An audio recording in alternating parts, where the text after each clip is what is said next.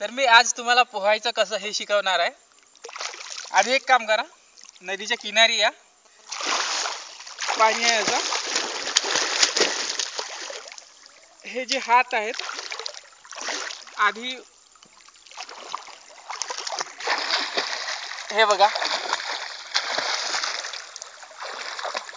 आता पोहण्यासाठी कमीत कमी कमरे इतका पाणी पाहिजे। आता कमरे इतका पाणी आहे, क्लिअर चित्र येत आहे ना। मग नंतर दोन्ही हात असे ठेवा आणि पाण्याला असे असे मागे ढकला आणि हे जे मागचे दोन्ही पाय अशा प्रकारे हलवत चला आणि समोरचे हात पाण्यात असे करायचे, म्हणजे गती प्राप्त होते आणि आपण समोर जातो। हे बघा अशा प्रकारे।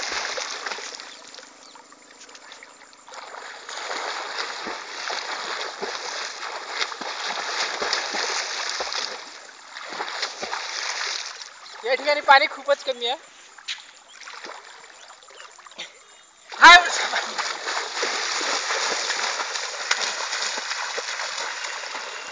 आता लवकर तिकडे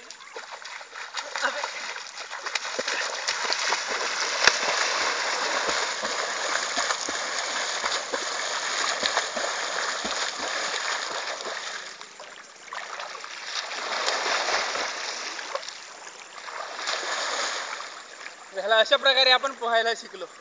बंद कर।